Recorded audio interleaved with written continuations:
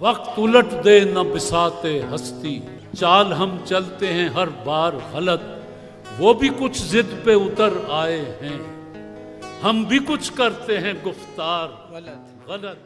مرحوم طارق عزیز پاکستان کا جگمگاتا ستارہ تھے۔ انہوں نے نیلام گھر پروگرام سے وہ شہرت سمیٹی جو آج کے فنکاروں کو نصیب نہ ہو سکی۔ طارق عزیز تادم حیات اپنے کریئر اور زندگی میں عروج سے ہمکنار رہے۔ انہیں دولت بھی ملی اور شہرت بھی، تاہم ان کے قریبی رشتہ دار جو اپنا تعارف طارق عزیز کے رشتے سے کرواتے تھے، انہیں اپنی زندگی میں مشکلات کا سامنا رہا۔ طارق عزیز کے ماموں حفیظ کندہاری کی بیگم نے اپنی 7 بیٹیوں کو اسٹیج ڈانسر بنانے کا فیصلہ کیوں کیا؟ صحافی خاور نعیم ہاشمی سے حفیظ کندہاری کی بیگم نے کیا فرمائش کی؟ ان کی بیٹیوں کا مستقبل کیا بنا؟ یہ سب کچھ ہم بتائیں گے آج کی اس ویڈیو میں۔ اور میاں مولا بخش کشتہ نے کہا کہ ہائے ربا میرے تو شیشہ ہی بنا دندو، مینوں میرے یار دا میں ہوندا کسے کار دا، کندھ نال لگا رہندا جتھے او کھلار دا، ویکھ کے مینوں زلفاں تے سوار دا۔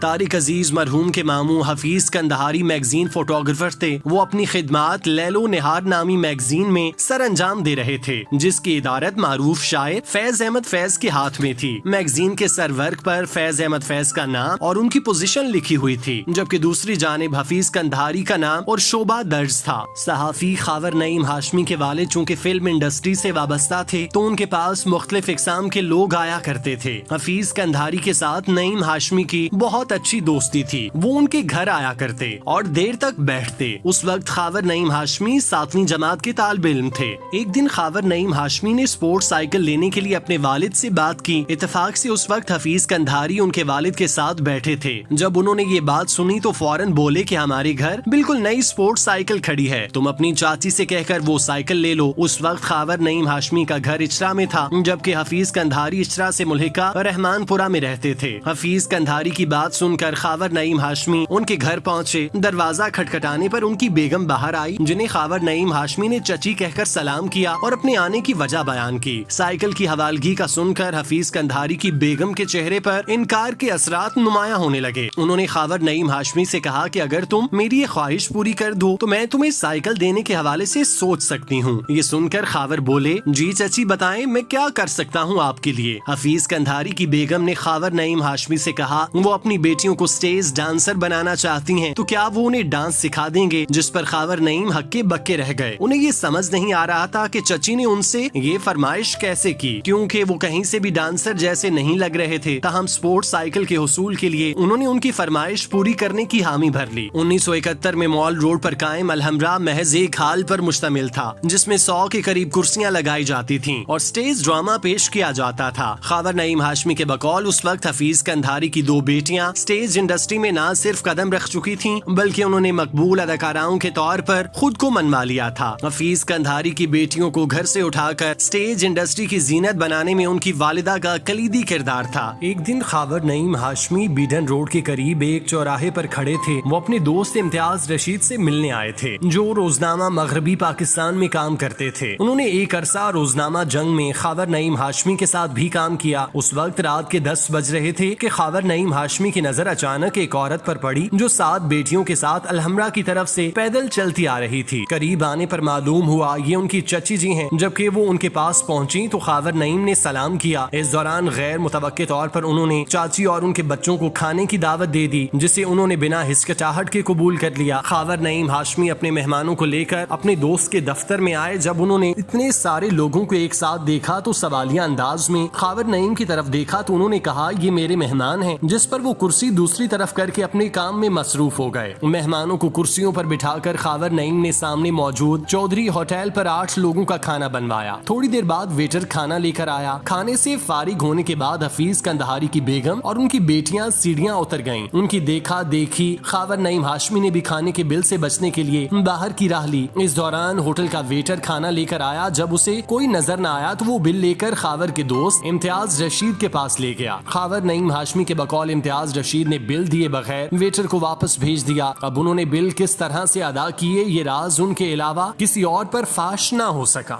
نکتہ وروں نے ہم کو سجھایا، خاص بنو اور عام رہو، محفل محفل صحبت رکھو، دنیا میں گمنام رہو۔